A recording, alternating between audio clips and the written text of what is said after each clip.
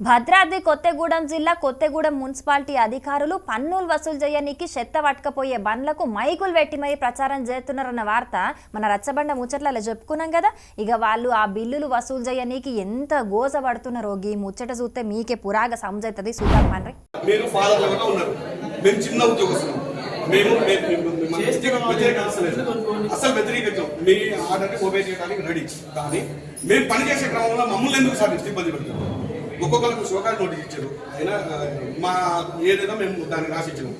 One day షారీ cut అంటే అది ఎక్కడ పోతాం సార్, న్యూసెన్స్ గా క్రియేట్ అవుతాను సార్. బయట చాలా ఫ్యామిలీస్ ఉన్నాయి సార్,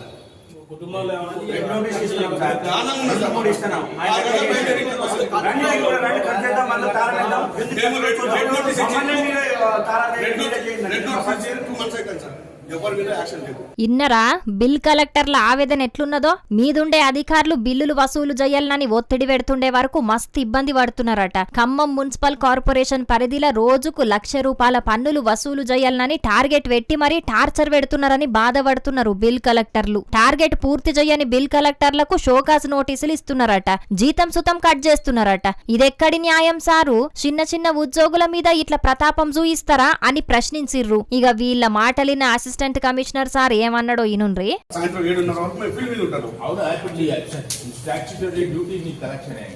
నాకు కూడా ఇచ్చింది షోకాస్, నేనేం చెప్పాలా? నేను పని చేస్తే ఇచ్చింది, నేనేం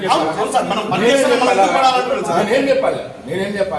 నేను ఇక్కడ 12 గంటల ఉండి మా తమ్ముడికి వెళ్తాడంటే నేను వెళ్ళా, ఇమీడియట్లీ వెళ్ళి బస్సులో కూర్చొని మెసేజ్ పెట్టాను, అయినా షోకాస్ ఇచ్చింది. ఇన్నరా వీళ్ళ పరిస్థితి ఎట్లున్నదో. తాళం పోయి మధ్యలకు చెప్పుకుంటే మధ్యలో తాళానికి చెప్పుకున్నట్టే ఉన్నది కథ. మీ పరిస్థితే కాదు, నా పరిస్థితి సుతం గట్లనే ఉన్నది. సర్కార్ ఆదేశం ఇచ్చింది కాబట్టి మనం దాన్ని పాటించాల్సిందే అన్నట్టుగా ఆ సారు వాళ్లకు చెప్పి సముదాయించే పని చేసిండు. ఈ మున్సిపాలిటీల ముచ్చట బయటికొచ్చింది కాబట్టి తెలిసింది గాని కడమ మున్సిపాలిటీల పరిస్థితి ఎట్లున్నదో ఏందో పోన్రి. మరిగా ప్రజలకు సౌలతులు చేయనీకి అధికారులకు చేతులు రావు గాని బిల్లు వసూలు కోసానికి మాత్రం టంచన్ గస్తున్నారని ఇటు జనాలు సుతం గరమైతున్నారట. పాపం నడమ బిల్ కలెక్టర్లకు మాత్రం పెద్ద గోసే వచ్చింది పోన్రి.